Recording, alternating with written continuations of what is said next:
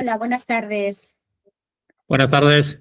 Hoy nos acompaña Josu Iriarte, cofundador del Grupo Teo y socio empresa de Amcho. El Grupo Teo está formado por The Learning Space, que está dedicado a espacios de educación, RIPS, que está dedicado a sanidad, por decirlo de alguna manera, y WORLS, a espacios de trabajo. Es un Bueno, equipo que Gracias. Es un equipo que ha sabido convertir el espacio en una herramienta de transformación. Nos centramos hoy en su marca Works. Josu nos explicará cómo diseñan y construyen oficinas adaptadas a las personas, logrando que el entorno de trabajo sea tan humano y acogedor como nuestro propio hogar. Josu lidera una de las formas de entender la arquitectura donde la utilidad y la coherencia son las verdaderas protagonistas. Buenas tardes, Josu. hola, buenas tardes, Leonor. ¿Qué tal? ¿Cómo estás? Pues muy bien, encantado de estar aquí contigo. Aquí os he hecho una breve introducción, muy breve, de todo el trabajo maravilloso que hacéis. Muchas gracias. ¿Comenzamos? Sí, por favor. Mira, mi primera pregunta, Josu, es ¿qué le dirías a aquellos empresarios que no invierten en espacios, ni en mobiliario, ni en equipos, ni en buena iluminación, que es tan importante en sus empresas? Pues opinan que es tirar el dinero. ¿Qué opinas de ello? Vale, bueno, lo primero va a ser una opinión de parte porque soy arquitecto y me dedico a esto, quede claro. Bueno, pues les diría que lean antropología. Si lees un poco de antropología y un poco de psicología también, conductiva sobre todo, te das cuenta de que las personas, los sapiens sapiens, necesitamos unas condiciones de confort espacial mínimas para tener un equilibrio emocional adecuado. ¿Cuáles son esas condiciones de confort mínimas? Por ejemplo, tener luz natural. Por ejemplo, tener un espacio de trabajo suficientemente espacioso. Más allá de la antropología y de la psicología, necesitamos unas condiciones de confort técnico para que nuestro trabajo se desempeñe de una manera, vamos a decir, óptima. Por ejemplo, es muy importante que tengamos un confort acústico. Si tenemos un espacio en el que tenemos reverberación, o lo que llamamos comúnmente eco, al final nuestro rendimiento de trabajo cae en picado. Esto sí lo enfocamos desde un punto de vista meramente enfocado desde la rentabilidad del trabajo, que me parece un enfoque para mí pobre y reduccionista. Pero si la respuesta de esos empresarios es, me parece una pérdida de inversión, seguramente esas cabezas, con todo el respeto, estarán pensando en la rentabilidad. Entonces, la rentabilidad de una persona que está trabajando para ti en un espacio está directamente relacionada con lo confortable que esté en ese espacio. Porque somos personas y las personas tenemos una relación interemocional con el espacio y con nuestras circunstancias. Entonces, si el espacio nos ayuda, nos quitamos la variable de falta de confort espacial, que ya es mucho. Por ejemplo, si no tenemos más que recurrir al momento de la pandemia, ¿no? Cuando no podíamos salir de casa, cuando aquellas personas que tenían apartamentos más pequeños o tenían menos luz natural fueron los que más acusaron la falta de estos dos parámetros que te he indicado al principio, que tienen que ver con la antropología, el conocimiento del sapiens y con la psicología conductiva. Desde otras gafas o de otra forma de verlo, porque esta sería la primera versión más reduccionista del rendimiento académico, cuanto más interés y más ganas tenga una persona que trabaja para ti de ir a su lugar de trabajo, desde luego muchas más posibilidades tendrá de que su rendimiento sea alto, porque no somos autómatas. Entonces es muy difícil que separemos nuestro bienestar emocional de nuestro bienestar laboral. Entonces hay un montón de ingredientes que algunos damos por hecho porque nuestra cultura nos lo ha definido así. Por ejemplo, a nadie se le ocurre que un trabajador en una oficina o una trabajadora esté trabajando con frío. Eso es como el valor de los soldados, ¿no? Se presupone. Sin embargo, tampoco pasa nada porque no lo hemos aceptado todavía con nuestro acervo cultural que haya eco o que de repente un despacho no tenga luz natural. No, porque parece que es menos tangible. Sin embargo, te vas a casa con un cansancio extraordinario, si te falta luz natural, si tienes un espacio demasiado pequeño, etcétera. Eso por verlo solo desde el punto de vista del confort emocional. Luego nos podríamos meter también en el confort relacional, pero no sé si eso me lo vas a preguntar más adelante o quieres que te lo indique ahora. Te voy a hacer más preguntas luego. Sí, totalmente de acuerdo con lo que estás diciendo. La importancia, lo que nos influye, ¿no?, anímicamente, trabajar en ciertos espacios y la importancia de crear lo que a mí me gusta llamar como el hogar laboral, ¿no? Nuestro hogar laboral, que también pasamos tanto tiempo en él. Me gustaría saber, Josu, ¿qué os llevó a centraros en el bienestar de los trabajadores como pilar central de vuestros diseños? Pues mira, la experiencia es bonita. Nosotros empezamos en Grupo TEO, empezamos fundando la primera empresa, se llama TLS, que es de Learning Spaces, y empezamos diseñando espacios de aprendizaje, colegios sobre todo. Entonces, ahí nos dimos cuenta de que la incidencia del espacio y del diseño espacial y arquitectura y el mobiliario sobre el aprendizaje era muy alta.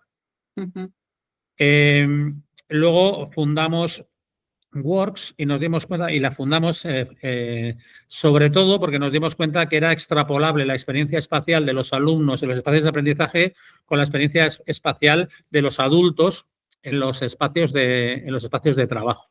Me explico. Por ejemplo, el ejemplo que te he puesto antes del estudio antropológico. Si nosotros, como sapiens, ahora mismo parece ser que datamos de hace 350.000 años, que esto es un rollo porque siempre que hablas de ceros nos perdemos todos. Pero imagínate que a esos 350.000 años le quitamos los ceros y lo dejamos en 35. Vale, pues nos hicimos sedentarios. Es decir, empezamos a construir nuestros propios espacios, más allá de ser nómadas, o sea, nuestros propios espacios fijos, hace 10.000, que le volvemos a quitar los ceros y se queda en 1. Entonces, imagina un adulto de 35 años que con 34 ha empezado a construir sus propios espacios, por ejemplo, de trabajo, por ejemplo, una oficina. ¿Dónde está su cerebro? ¿Dónde están sus referencias espaciales? Pues cuando éramos cazadores-recolectores, esos 34 años antes. Entonces, a nuestro cerebro no le ha dado tiempo a adaptarse en estos 10.000 años a las nuevas premisas que nos definen los espacios construidos. Entonces, todavía estamos, lógicamente, porque los últimos 10 años son un suspiro, porque como sapiens tenemos 350.000 años, pero como homínidos tenemos millones de años. Entonces, a nuestro cerebro no le ha dado tiempo a adaptarse. ¿Dónde están sus referencias? Pues en las texturas naturales, en la luz natural, en los espacios abiertos, etcétera, etcétera. Entonces, de ahí es donde bebemos para hacer los diseños de los nuevos espacios. Que no hace falta que sea un vergel ni que sea el Amazonas. Simplemente basta con que sean espacios donde hay luz natural, donde sean espacios largos. Largos quiero decir que tú puedes tener un despacho, pero ese despacho tiene una mampara, entonces ves más allá. Quiero decir, respondiendo a tu pregunta, ¿de dónde nace esta inquietud? Primero, de los espacios de aprendizaje y luego vimos que era... Claro, los sapiens que ocupan los espacios de aprendizaje son los mismos sapiens que trabajan en esos espacios más tarde. Entonces, los condicionantes de esos sapiens son los mismos. Con lo cual, esas leyes también son extrapolables luego a hoteles. Solo se trata de pensar con las gafas de un sapiens y ver qué elementos de confort espacial funcionan de manera sistemática en todos los espacios. Recuerdo que en Valencia... si me permites que me extienda un poco, hace unos años tuvimos la oportunidad de estar con ay, no recuerdo el nombre. Joder. Bueno, luego te lo digo. En un teatro con 600 y pico personas, profesores, todos ellos de la escuela pública, y recuerdo que les pregunté, ¿a cuántos de vosotros os gusta la luz natural? Espacios con luz natural. Levantó la mano todo el teatro. ¿A cuántos de vosotros os gusta los espacios abiertos, interiores?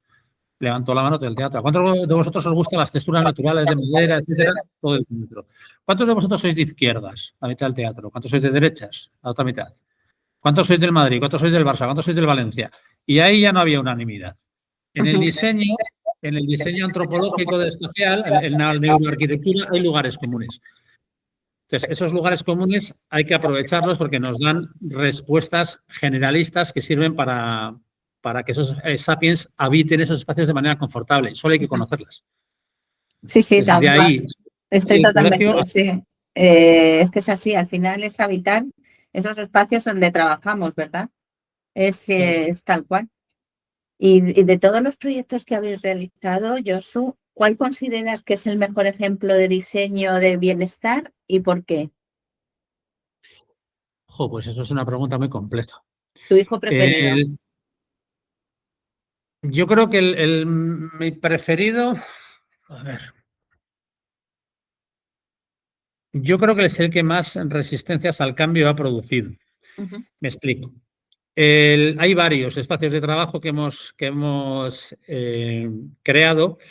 Recuerdo uno de unas oficinas centrales de un colegio, que eran las oficinas centrales del colegio, quiero decir, trabajaban adultos en un espacio de oficina. Y ahí hubo una redistribución del espacio, se tiraron todos los tabiques, se generó un espacio central común donde trabajaban pues todos los departamentos y luego se crearon, digamos que, peceras alrededor de ese gran espacio y en esas peceras había una sala de reuniones y 2 despachos. ujú, Y dentro de ese espacio grande general estaba la persona que se responsabilizaba de nóminas, contabilidad, finanzas, etcétera, etcétera, ¿no? Y ujú, estaban todos los departamentos juntos. Al principio era complicado porque, bueno, gracias a que el gestor de este colegio apostó por esta redistribución del espacio, al principio había muchas resistencias al cambio porque es normal. Entonces, Jolín, en nóminas, por ejemplo, tiene un nivel de privacidad importante. Entonces, había muchas cosas que decías, ostras, no sabemos si va a funcionar. Era una apuesta, y era una apuesta con dinero, porque la obra, por supuesto, tenía su importe, era un importe importante. Cuando se puso en marcha y ese espacio común empezó a usarse, en ese espacio común también metimos un office y unas pequeñas mesas altas y unas butacas para que las personas pudieran levantarse de su sitio, tomarse un café sin tener que irse a otro sitio, que los demás les vieran, no había que esconderse. Había un montón de tácticas y de estrategias espaciales cuidando a las personas que funcionaron. Entonces, ¿por qué me acuerdo de esta intervención y estoy contento? Porque las personas que trabajan en ese espacio están más contentas que con el espacio anterior. Y además no ha cambiado la cultura de la institución, pero la ha reforzado, porque una cosa es una cultura en un papel y otra cosa es una cultura entrenada con hábitos en un espacio. Y totalmente. el espacio es tirano. El espacio es tirano, porque tú depende cómo diseñes el espacio, te obliga a vivirlo de una manera. Entonces, si tú trabajas en un espacio grande, común, por ejemplo, si llevas 15 años trabajando en un cubículo, aunque tengas luz natural, etcétera, pero no tienes a nadie más, te tienes que hacer al ruido que hacen los demás. Pero claro, eso era una de las reticencias del principio y eran lógicas, pero al principio es difícil ver lo que ganas, pero es muy fácil ver lo que pierdes. Y además, generalmente se suele magnificar. Con el devenir de los meses, esa comunidad de levantarse, ¿qué tal estás? Acercarse un segundo, no sé, esas otras cosas que van pasando al trabajar en común, aunque tengas que adecuarte, por ejemplo, al ruido que hacen los demás o a que abran una colotina o lo que sea, cuando les preguntamos no querían volver a trabajar en el modelo anterior. Y esa fue la primera gran intervención que hicimos hace ya muchos años, hace 7, 8 años, en la que gracias al gestor, los gestores que creyeron eso, implementamos todas estas ideas que nosotros presuponíamos que podían mejorar la vida de los trabajadores y, de hecho, luego nuestras propias oficinas, aquí, donde estamos ahora mismo en Bilbao, están planteadas así. Y estamos contentos porque la gente se levanta del trabajo, de su puesto, pregunta a un compañero, vuelve. No sé, hay otro tipo de relaciones sociales y es lo que te comentaba antes. No solo es el tema emocional, es el tema relacional. Así es, así es. Yo me acuerdo cuando empezamos a llevar en las oficinas, a tener esos despachos, esas salas de reuniones que eran cristaleras y lo mucho que nos sorprendía al principio, como que había como un poco de violación de tu privacidad de alguna manera, ¿verdad? Y luego ya te das cuenta que al revés, o sea, es más natural, es más sano, o sea, es más transparente, Sí. ¿verdad? Y luego la transparencia tiene, ahora que toca ese tema de transparencia, tiene una cosa muy interesante, porque la transparencia es un autorregulador de la conducta, que es una cosa que nosotros, por ejemplo, no sabíamos hasta que la pusimos en práctica, porque hay cosas que prevés o tienes visión para verlas y otras te las encuentras. Por lo menos a nosotros nos pasa. Sí, desde Entonces, luego. y ese autorregulador está muy bien porque, por ejemplo, si alguien está de mal humor en un despacho y le va a echar la bronca a alguien, pues seguro que se autorregula porque ese despacho lo ve todo el mundo. Sí, desde luego que sí. ¿Y qué cambios crees que todo esto que hemos estado hablando, que conllevan en la salud, en el rendimiento, en el clima emocional, ¿no? ¿Qué cambios crees en ese equipo, por ejemplo, que dices que tuvo que reacostumbrarse a trabajar en ese espacio abierto? ¿Qué crees que cambios pudo tener en tanto salud, rendimiento, clima emocional?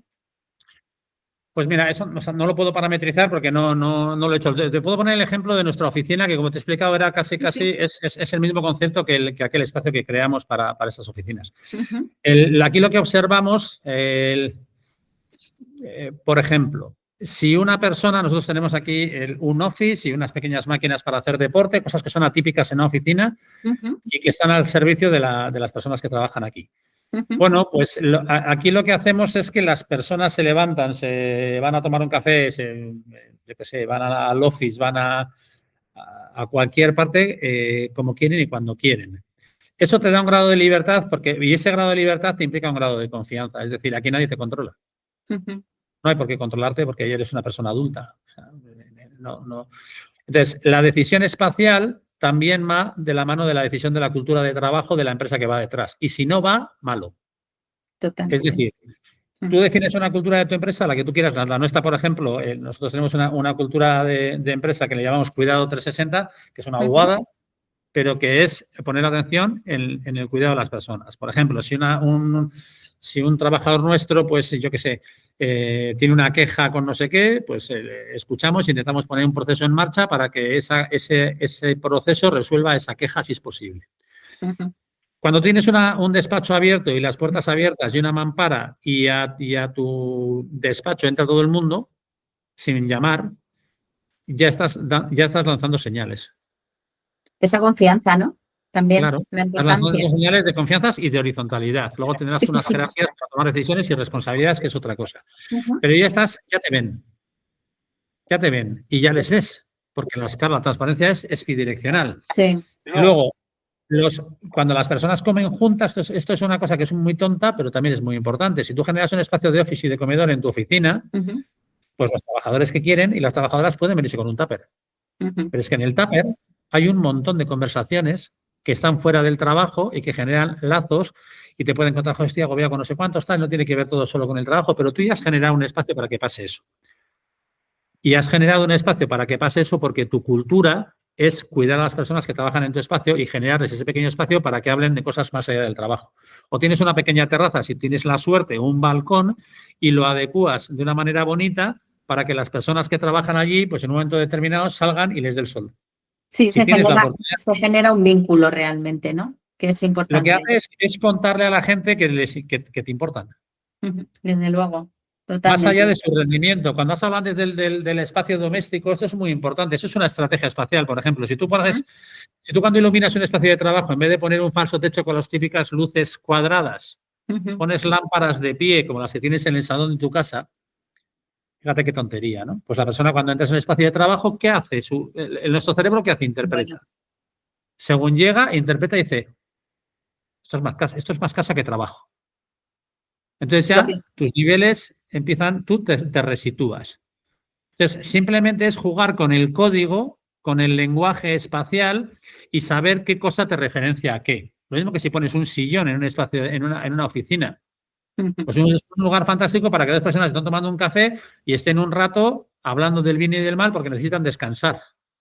Desde Si tú pones luego, un eso. sofá, Sí, es sí, que no vas a estar totalmente. con Es nadie. crear ese hogar laboral, ¿no? Desde la importancia de la programación neurolingüística, ¿no? Es decir, Eso es. generar en ese espacio laboral, ¿no? todo lo que te genera realmente, a lo mejor, por qué queremos irnos a casa, ¿no? ¿Qué cosas nos atraen, nos arraigan, ¿no? Exacto. Totalmente, desde Entonces tú vas luego. dejando piecitas como garbancito, vas dejando signos que la gente, las personas que trabajan contigo interpretan como Sí. invitaciones a hacer más cosas que trabajar. Eso quiere decir que les cuidas. Es como el famoso futbolín de Google. Bueno, Ujú. pues sin llegar al futbolín, un sofá bonito Sí, y a poder ser, no te voy a decir caro, pero confortable. confortable, totalmente. Y yo te quería preguntar que ¿cuál es el error, vamos, qué crees tú Sí. que es el error más común que cometen las empresas al intentar crear un espacio saludable? O Esa es una muy aquellos buena. que dicen que crean un hogar saludable porque te traen una cesta de fruta, por ejemplo. Sí, yo creo que es una muy buena pregunta. Para mí la respuesta es no preguntar. Ujú. A los Las demás. personas, las personas, a mí me encanta que me pregunten que si me van a crear, voy a trabajar en un espacio y lo están formando o lo están pensando, Ujú. me gusta que me pregunten. A lo mejor luego preguntar no quiere decir que me vayan a hacer caso, pero me siento Sí. atendido. Desde luego me siento atendido. Y puedo decir las cosas que me parecen y tendré más o menos conocimiento, sabré explicarlas mejor o peor, pero todo el mundo más o menos tiene en la cabeza cuáles son qué le gustaría, cómo le gustaría que fuera su espacio de trabajo. Hay una técnica que a mí me parece muy interesante que simplemente es decirle a la gente que empiece en un mundo de sueño, una carta de los Reyes Magos muy alto, que hablen de emociones, Ujú. no de me gustaría que tenga moqueta o suelo de madera. No, no, no, no. ¿Cómo te gustaría que fuera tu espacio de trabajo? Ujú. Y cuando consigues que la gente vaya de arriba abajo, es decir, de lo más intangible a luego a ir aterrizándolo, aparece muchísima información y mucha de ella es muy fácil de ejecutar y no es cara. Muy bueno, muy bueno. Esa visión es totalmente clara, vamos, es muy buena, te acercas a los trabajadores, te acercas a las personas, sobre todo. Totalmente. Claro, ¿cómo vas a conocer el diseño adecuado para alguien si ni siquiera le has Sí, preguntado? efectivamente. Luego hay otra variable que es la cultura de la empresa, porque los espacios lo que hacen es, los espacios son Ujú. herramientas, no son fines. Entonces, los espacios, el espacio de un colegio está adecuado a tal colegio con tal pedagogía, Ujú. con tal estrategia pedagógica. El espacio de una empresa está adaptado a la cultura empresarial que quiere generar esa empresa. Ujú. Entonces, tú tienes que responder con herramientas espaciales y de mobiliario a lo que ellos quieren que pase en ese espacio y generalmente se consigue. Ujú. Y en un hotel ocurre exactamente igual. Si tú, ¿qué tipo de hospedaje quieres hacer? ¿Qué quieres que sientan las personas? ¿Quieres que repitan? ¿Por qué quieres que repitan? ¿Dónde pones los acentos? Ujú. Entonces, después de escuchar y de preguntar, porque a nadie se le ocurre diseñar un hotel sin preguntar al propietario, ¿a qué no? Claro. No, no, hombre, Pues por tampoco supuesto, parece porque mucho tienes que sentido. saber el concepto, Claro, lógicamente. entonces, lógicamente, pues en un Ujú. espacio de trabajo igual, Claro. preguntas a los que lideran la cultura de la empresa y preguntas a los trabajadores o les sugieres a los responsables de la empresa que pregunten a los trabajadores. Y entonces tienes muchísimas más posibilidades de acertar. Fíjate qué bobada. Ujú. Sí, sí, sí, tal cual. Pues bueno, Josu, para finalizar, me gustaría que me dijeras que si tuvieras que rediseñar el concepto de una oficina desde cero, que lo tendrás que hacer bastantes Sí. veces, ¿qué tres elementos son imprescindibles para el bienestar laboral? Vale, esa es más fácil, porque eso lo tenemos en nuestro decálogo. Pues mira, nosotros tenemos tres tipos de confort, bueno, Ujú. que que humildemente nos hemos inventado nosotros, que decir, tampoco es que tenga más trascendencia, pero Ujú. nos ayuda a pensar. Uno es el confort emocional, otro es el relacional y otro es el técnico. Te voy a explicar cada uno de ellos muy brevemente. Ujú. El confort técnico es el confort técnico en arquitectura es como el valor en los soldados, se presupone. Es decir, Ujú. no paso frío, no paso calor, no hay reverberación, o sea, no hay eco Ujú. y hay una iluminación adecuada. Ujú. ¿Vale? Importante, porque sin el confort técnico todo lo demás no vale para nada. Pongo un ejemplo tonto. Tengo una oficina maravillosa, increíble, me encanta, voy a trabajar feliz, pero hace un frío que te mueres, es imposible trabajar. Ujú. Daniel Kahneman, un psicólogo estadounidense que fue curiosamente premio Nobel de Economía, establecía dos sistemas, ¿no? en el cerebro de los sapiens. El sistema no se volvió muy loco. Sistema 1 y sistema 2. El sistema 1 es el cerebro primitivo, más intuitivo, el reptiliano, seguro que te suena. Y el sistema 2 es el más el lógico-deductivo, ¿no? Bueno, pues si tú tienes frío, el sistema 1 no funciona y lo que te está diciendo tu cerebro todo constantemente es tengo frío, tengo frío, tengo frío, tengo frío, tengo frío, es imposible trabajar. Imposible. Segundo, confort emocional. Si yo entro en un espacio que tiene referencias naturales, que hay luz natural a borbotones, que encima tengo la suerte de ver un monte, que eso sería mucha suerte, y si no tengo un monte fuera, pues me lo monto dentro con 4 plantas de tomates así de chiquitinas que tienen luz artificial y hay 5 empleados que les apetece cuidar las plantas de tomate, que los hay, gente que tiene inquietudes diversas, pues preguntas, ¿alguien le apetece cuidar tomates? Pues a lo mejor no. Hoy, pues a mí me encantaría. Pues ya tienes una planta con tomate para cuando te levantas a descansar, miras la planta, tal. Son tonterías muy importantes. Sí. Es el confort emocional. Y el confort relacional es ¿cómo queremos que sea la cultura de la empresa? ¿Queremos que el departamento financiero hable con el de ventas? ¿Hable con el de compras? Pues igual tenemos que hacer un espacio común. ¿Los de comercial hablan mucho por teléfono? Pues a lo mejor tiene que ser un espacio común y ponemos algunas cabinas individuales para cuando hablen por teléfono sean transparentes, se metan en las cabinas, hablan por teléfono y luego salgan, pero participan de la vida de todos los demás. Es decir, siempre hay una herramienta espacial o de mobiliario para una cultura. Y esas serían los tres pilares que nosotros consideramos fundamentales para diseñar un buen espacio: confort técnico, relacional y emocional. De acuerdo contigo en todo. Qué bien. Totalmente. Pues bueno, Josu, ha sido un placer conocer cómo desde vuestro grupo estáis logrando pues que esos espacios de trabajo dejen de ser esos lugares de paso, simplemente no, para convertirse en lugares con sentido. Gracias por demostrarnos que cuando se diseña con cabeza y con alma, el entorno no solo nos rodea, ¿no?, sino que nos impulsa a trabajar y a vivir mejor. Y sobre todo, Josu, gracias por compartir y por acompañarnos en esta tarde. Muchas gracias. Muchas gracias a ti.